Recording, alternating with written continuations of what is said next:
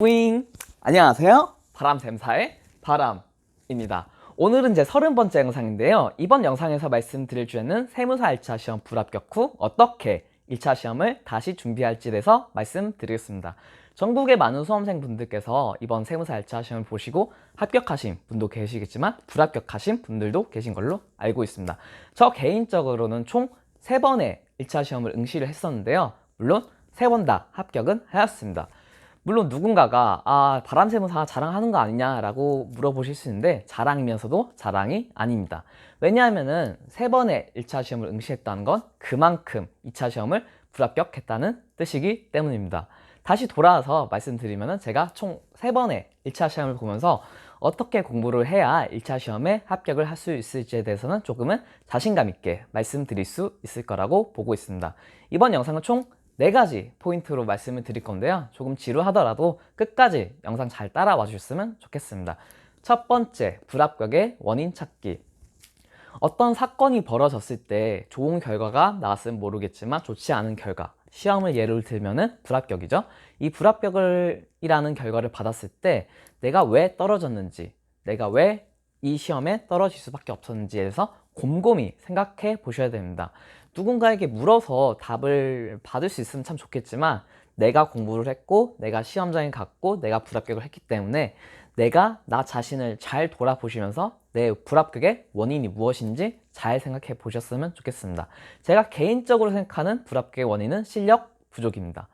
누군가는 저에게 저는 실력이 있었는데 시험장에서 시간이 부족했다, 혹은 마킹을 하는데 시간이 부족했다, 마킹을 잘못했다 라고 말씀하실 수 있는데요. 조금은 죄송스러운 말씀이지만 이 실력이란 거는 공부를 할 수 있는 실력, 문제를 풀 수 있는 것도 실력이지만 시험장에서 시간을 관리하고 정해진 시간 안에 이 80분의 80문제죠. 80분의 80문제를 잘 풀어서 마킹까지 해서 합격이라는 결과까지 와야지 합격하는 거기 때문에 이 모든 과정들이 실력으로 볼 수 있습니다. 많은 부분들이 있겠지만 내가 생각하기에 어떤 부분이 부족해서 떨어졌다라는 거는 개개인마다 사유가 워낙 다양하기 때문에 한 번 정도는 잘 생각해 보셨으면 좋겠습니다. 두 번째, 너무 오래 쉬지 않기.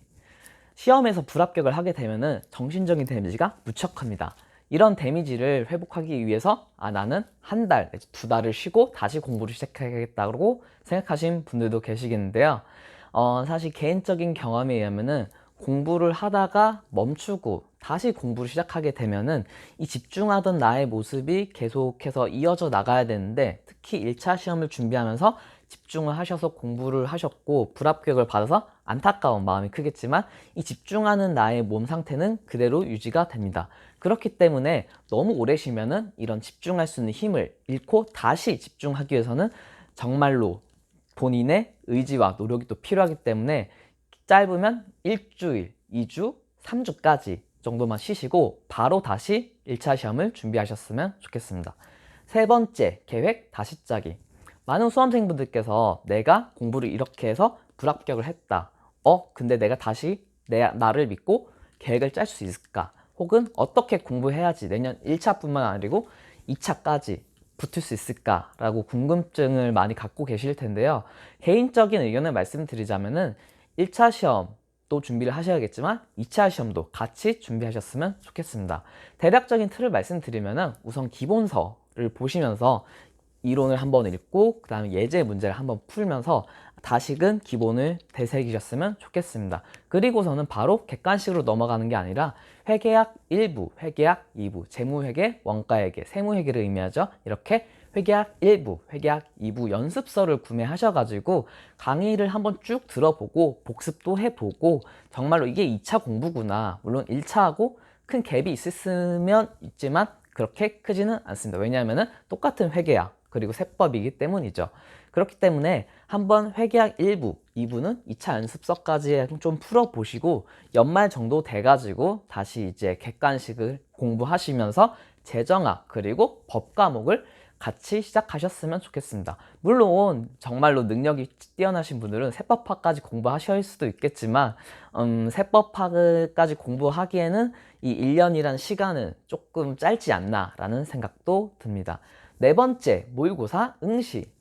아마도 이번 시험을 준비하시면서 그리고 시험을 보시면서 이 80분의 80문제 정말 압박감이 크죠. 특히 이번에 모의고사 시험을 응시하지 않고 시험장에 가신 수험생분들은 와 정말 이 80분의 80문제라는 게 정말 압박감이 크구나. 내가 평소라면 풀 수 있었던 문제를 이 시험장에서 한정된 시간에 풀어야 된다는 사실이 너무나도 압박감이고 긴장감이 컸다라는 이런 느낌을 받으신 수험생분들이 많이 계실 텐데요. 사실 작년, 올해, 내년 계속해서 코로나가 이어지면은 전국 모의고사가 진행될 가능성이 좀 없을 수도 있는데요. 만약에라도 내년도 1차가 4월이라고 가정하면은 한 달 전쯤에 전국 모의고사라고 해가지고 대략 한 3개 정도의 메이저 학원에서 이런 시험을 진행합니다. 물론 타 학원에서도 모의고사 진행을 할 수 있는데요. 이런 모의고사를 최소 한 번 내지 2번 정도는 꼭 응시하시기를 추천드립니다.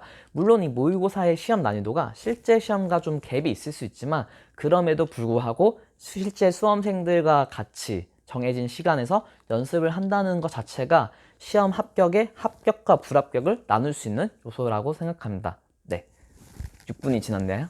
어떻게 4가지 포인트 도움이 되셨는지 모르겠는데요.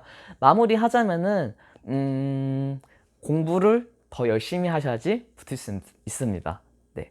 누구든지 저도 열심히 하는데요. 저도 열심히 했는데요. 라고 말씀하실 수 있는데 내가 비록 최선을 다해서 공부를 했지만 결과는 불합격이었습니다. 마음은 아프지만 나는 다시 이 시험을 목표로 하신다고 계신다고 하면은 내가 공부했던 것보다 강도를 더 높이시거나 더 집중을 하시거나 시간 확보를 더 하시거나 이렇게 변화되는 공부를 해야지 내가 붙을 수 있지, 기존과 같은 방법, 같은 성향으로 공부를 하시면은 같은 원인이 있다면 또 똑같은 불합격이라는 동일한 결과를 가져올 수밖에 없습니다. 그렇기 때문에 항상 생각을 하시면서 이런 부분은 이렇게 바꿔보는 게 내가 좀 더 합격의 가능성이 높지 않을까, 이런 나만의 고민할 수 있는 시간을 좀 가져가시면서 내년에 1차 그리고 2차 동차 합격할 수 있도록 조금 계획을 섬세하게 잘 짜셔가지고 공부를 하셨으면 좋겠습니다. 지금까지 영상 재밌었으면 구독, 좋아요, 알림 설정 부탁드립니다. 지금까지 바람세무사의 바람이었습니다. 시청해주셔서 감사합니다. 바람!